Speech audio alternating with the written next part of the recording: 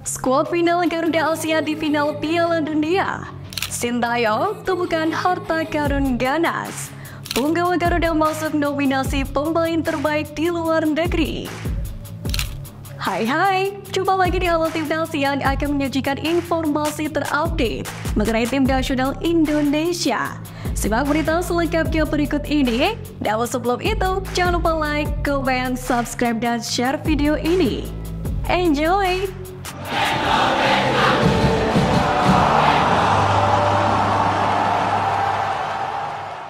Daftar 21 pemain timnas Indonesia U17 yang akan berlaga di Piala Dunia U17 telah dirilis pada Rabu 1 November pagi. Dalam susunan pemain tersebut terdapat nama-nama yang sudah menjadi langganan sejak level U16 seperti Iqbal Gwijangge, Rizar Nurfiat Subagya, Ahmad Zidan Ar-Rashid, Muhammad Kafiatur Rizky, Sultan Zaki, Arkan Kaka, dan juga Muhammad Nabil Ashura. Selain itu juga terdapat pemain keturunan campuran Indonesia dan negara lain yakni Cidapin yang juga sudah mengikuti program seleksi sejak beberapa waktu yang lalu.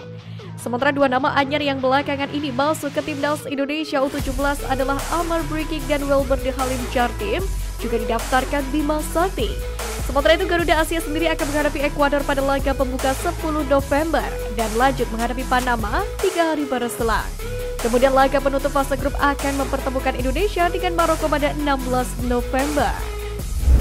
Pelatih timnas Indonesia U17 Bima Sakti terkesima dengan kemajuan para pemainnya menjelang Piala Dunia U17 2023. Setelah menjalani pemusatan latihan atau TC selama 5 minggu di Jerman termasuk pertandingan persahabatan melawan beberapa tim muda berkualitas tinggi. Bahkan Bima Sakti pun menilai kekuatan mentalitas para pemain Garuda Asia saat ini sudah solid dan siap tempur di Piala Dunia U17. Lebih dari itu, Bima Sakti juga mengakui para pemain diaspora yang tergabung dalam skuadnya bakal berkontribusi besar untuk tim Piala Dunia U17. Garuda Asia terus mempersiapkan diri untuk menghadapi Piala Dunia U17. Sebagai langkah awal dalam persiapan, para pemain menjalani tes kesehatan pada Selasa kemarin. Hasil tes kesehatan ini sangatlah penting. Tidak hanya untuk menyongsong Piala Dunia U17, akan tetapi juga sebagai database PSSI, yakni dalam mengawasi dan merawat kesehatan para pemain. Sementara itu Ketum PSSI Erick Thohir pun optimis terhadap komposisi pemain timnas Indonesia U17 yang telah ditentukan bisa berbicara banyak di Piala Dunia nanti. Erick pun berharap tim asuhan pelatih Bima Sakti yang berisi 21 pemain ini mampu bersaing atau bahkan meraih prestasi di ajang sepak bola kelompok umur.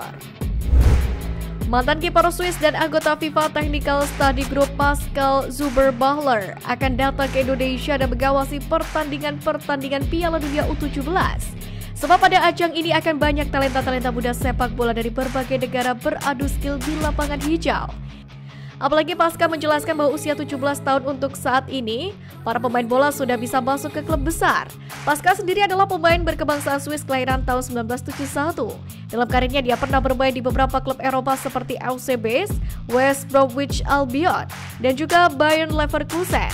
Pascal pensiun pada tahun 2011 kemarin, dengan Fulham sebagai klub terakhirnya. FIFA resmi telah mengumumkan anthem resmi untuk Piala Dunia U17 di Indonesia. Lagu itu adalah Glorious yang dinyanyikan oleh Virginius dan LTZ. Kepastian ini disampaikan FIFA lewat pernyataan resminya pada Selasa kemarin. Nantinya lagu Glorious akan tampil beda dengan aransemen berupa remix terbaru. Dalam hal ini WG mengungkapkan kegembiraannya usai dipilih oleh FIFA. Nantinya remix terbaru dari lagu tersebut akan resmi tayang di kanal YouTube dan platform musik digital lain.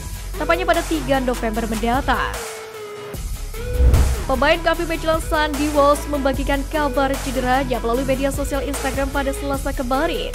Sandy turut membagikan foto-foto aksinya dalam pertandingan Liga Belgia yang membuat kakinya berdarah. Pada tulisan yang sama, Sandy pun mengucapkan kata-kata kocak kepada fans timnas Indonesia saat bercerita soal kondisi kaki kanannya, di mana Sandy mengatakan apakah ada yang bisa mengirimkan bubble wrap kepadanya agar kakinya aman. Sandy sendiri diharapkan bisa tampil dalam 2 laga timnas Indonesia mendatang. Namun itu semua tergantung kondisi Sandy dalam 3 laga klub. Jika bisa tampil di salah satu laga tersebut, maka Sandy Walsh berpeluang bisa memperkuat timnas Indonesia. Turnamen usia muda Soekarno Cup Liga Kampung U17 2023 digelar. Lewat ajang ini diharapkan bisa turut terjaring aset masa depan Timnas Indonesia. Ajang Soekarno Cup Liga Kampung U17 sendiri akan diramaikan para legenda sepak bola tanah air. Di turnamen itu ada pemecahan rekor muri juga yang akan dilakukan. Sementara itu turnamen ini sendiri sudah memasuki babak 8 besar. Babak perempat final diikuti oleh 2 tim dari Sumatera dan tim dari Jawa, 2 wakil dari Kalimantan, Sulawesi, dan Maluku, dan 2 tim dari Bali dan Papua. Dalam hal ini dipilih kelompok usia U17 tahun sebab menurutnya pemain muda di usia tersebut belum banyak berkarir di klub profesional. Sintayong boleh dibilang telah menemukan harta karun berupa penyerang ganas untuk memperkuat Timnas Indonesia. Dialah Hoki Caraka yang tampil memesona dalam 2 laga perdana bersama Timnas Indonesia Senior, tepatnya di putaran pertama kualifikasi Piala Dunia 2026 Zona Asia, yang mana digelar di Stadion Utama Gelora Bung Karno kemarin.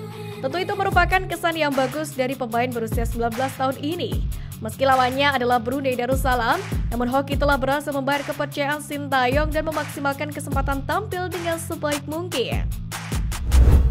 Liga Super Malaysia atau MSL akan mengadakan penghargaan bertajuk Anugerah Bola Sepak Kebangsaan 2023 atau ABK 23. Menariknya dari nominasi pemain asing terbaik ada 2 pemain Timnas Indonesia yang masuk ke dalam daftar. Mereka adalah Jordi Amat dari Johor Darul Takzim dan Sadil Ramdhani dari Sabah FC. 2 pemain Timnas Indonesia ini akan bersaing dengan pemain-pemain lain. Nantinya pengumuman akan dilaksanakan pada bulan Desember mendatang. Sementara itu Jordi dan Sadil diprediksi akan memiliki lawan yang cukup tangguh.